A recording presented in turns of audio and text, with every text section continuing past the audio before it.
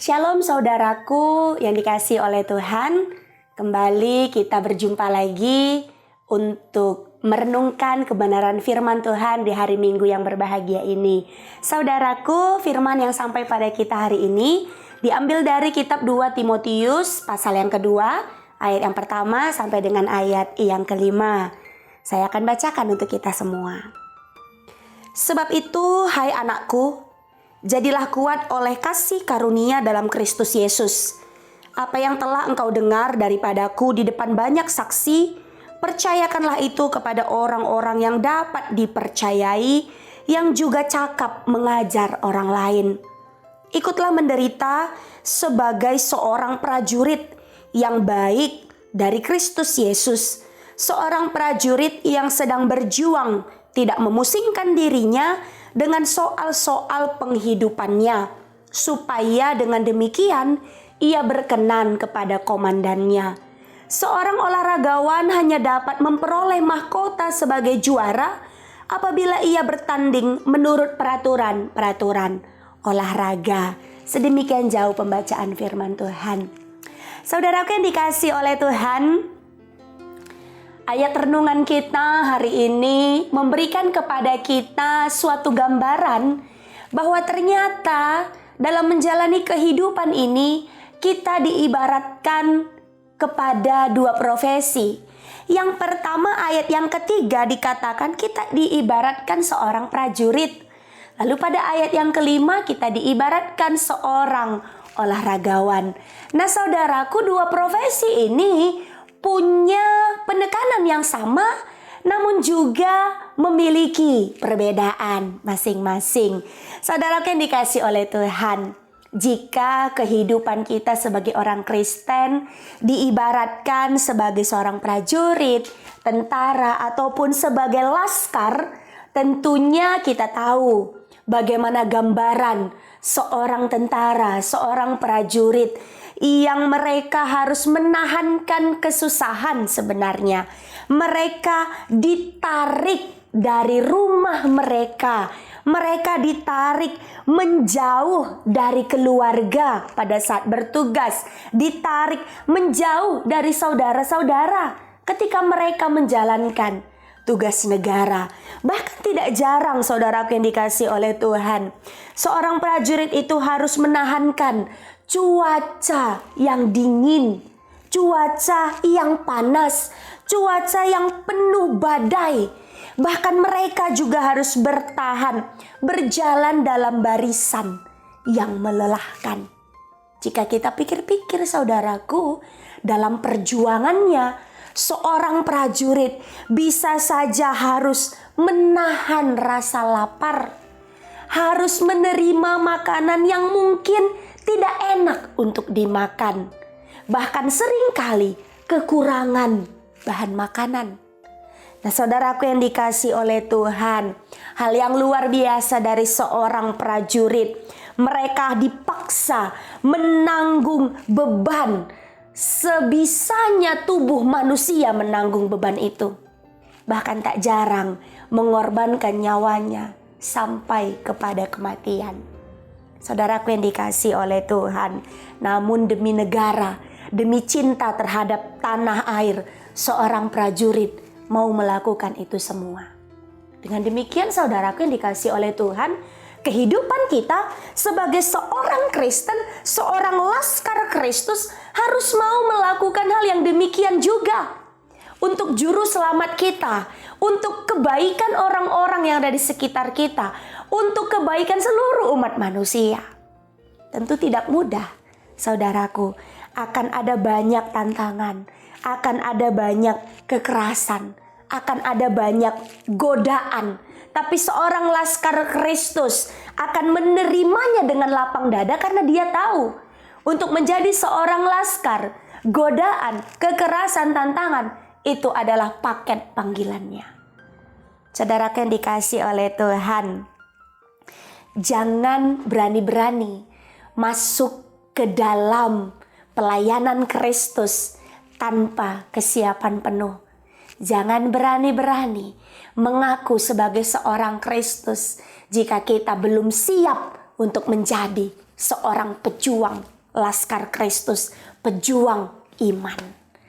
Nah, saudara yang dikasih oleh Tuhan, gambaran yang kedua untuk kita semua adalah seorang Kristen itu juga diibaratkan sebagai olahragawan.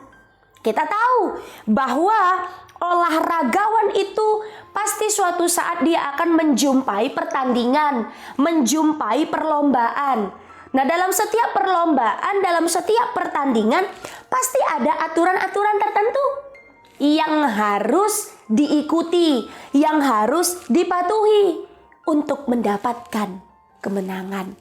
Ada beberapa hal yang bisa saja membuat seorang olahragawan itu didiskualifikasi dari suatu pertandingan.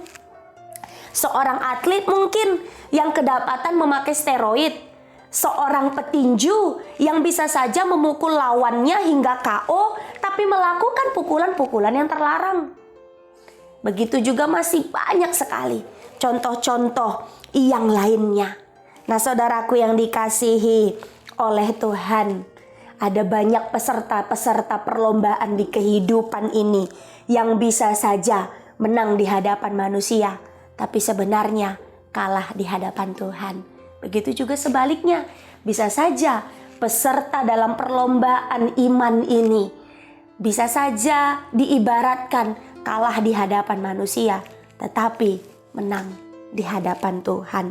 Nah, karena itu saudaraku yang dikasih oleh Tuhan, Paulus memberikan gambaran-gambaran kepada kita saat ini. Bagaimana seorang pelayan, bagaimana seorang Kristen harus menjaga kehidupannya dalam mengikuti perlombaan iman di kehidupan ini. Tentunya hanya dengan mengikuti peraturan-peraturan yang diberikan oleh Tuhan Allah. Ada banyak peraturan-peraturan iman yang sudah ditetapkan oleh Tuhan kita. Tentunya semua berlandaskan kebenaran firman Tuhan, berlandaskan Alkitab kita. Kalau kita memang mau menang dalam perlombaan iman ini sampai kepada garis finish, mari ikuti setiap peraturan-peraturan yang sudah Tuhan tetapkan. Saudara yang dikasih oleh Tuhan, ada banyak pelanggaran-pelanggaran yang bisa saja tanpa disengaja dilakukan oleh gereja-gereja Tuhan. Ada banyak gereja-gereja yang tanpa mereka ketahui sebenarnya mereka melakukan hal-hal yang sudah melanggar peraturan-peraturan yang sudah Tuhan tetapkan. Ada banyak contoh-contoh, bisa saja gereja yang tidak mau memberitakan hal-hal doktrinal. Tentu ini adalah suatu pelanggaran dalam perlombaan kehidupan kita saat ini, dalam perlombaan pelayanan kita saat ini. Gereja-gereja yang hanya mau menyampaikan hal-hal yang membuat jemaatnya merasa senang, tidak berani memberikan peringatan-peringatan, tidak berani memberitahukan hal-hal doktrin yang benar menurut kebenaran firman Tuhan.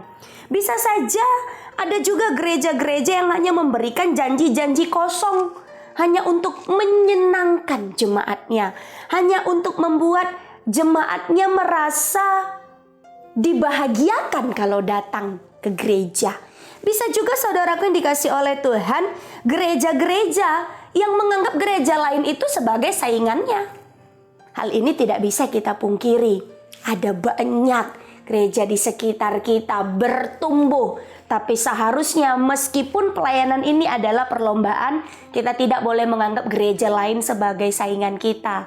Tapi seharusnya kita bisa saling bekerja sama untuk menyebarkan kabar baik, untuk menyampaikan Injil kebenaran firman Tuhan, agar firman itu benar-benar bisa sampai ke ujung bumi. Saudaraku yang dikasih oleh Tuhan, ada juga gereja-gereja yang mungkin saja tanpa dia sadari dia sebenarnya menerapkan praktek-praktek duniawi. Apa itu? Lebih membela orang-orang yang kuat, lebih membela orang-orang yang punya kuasa, dan menindas orang-orang yang sebenarnya adalah orang-orang yang lemah, yang seharusnya dilindungi oleh gereja. Ada juga gereja-gereja yang mungkin saja melakukan praktek diktator, sampai akhirnya apa yang dikatakan gereja itu yang harus dilakukan. Padahal mungkin saja keputusan itu belum tentu sesuai dengan kebenaran firman Tuhan. Nah, saudaraku yang dikasih oleh Tuhan, hal yang lebih menyedihkan lagi, jika saja gereja tidak berani memberikan siasat kepada jemaat yang sudah melakukan pelanggaran hanya karena merasa takut, hanya karena merasa segan terhadap jemaat dan takut kalau jemaatnya berkurang, takut kalau jumlah kuantitas orang ke gereja berkurang. Nah, saudara yang dikasih oleh Tuhan, tema yang sampai kepada kita hari ini adalah jadilah laskar Kristus yang setia. Ada 3 tahap bagi kita untuk menjadi seorang laskar Kristus yang setia. Yang pertama, saudaraku, kalau mau jadi laskar Kristus yang setia, kita harus sadar bahwa hidup kita ini adalah medan peperangan. Karena itu kehidupan kita harus berbeda dengan orang lain. Hal yang kedua, untuk menjadi laskar Kristus yang setia, kita harus sadar bahwa tidak ada kepentingan lain di dunia ini selain daripada kepentingan mengutamakan iman kita, kepentingan untuk lebih memuliakan nama Tuhan. Dan hal yang ketiga, untuk menjadi seorang laskar Kristus harus menjaga kehidupan tetap bersih, harus menjaga kehidupan tetap berjalan dalam peraturan Allah. Peperangan kita ini, perlombaan pertandingan kita ini adalah untuk mengalahkan si iblis. Karena itu tidak mungkin kita bisa mengalahkan kuasa iblis jika kita masih ada di dalam belenggu dosa. Jika kita masih ada dalam penjara ikatan si jahat. Mari saudara yang dikasih oleh Tuhan, lepaskan belenggu dosa yang saat ini mungkin saja mengikat kita. Dan pakai kekuatan yang berasal dari Allah agar kita dimampukan untuk menjadi seorang laskar Kristus yang setia. Selamat menjadi laskar Kristus. Tuhan memberkati kita semua.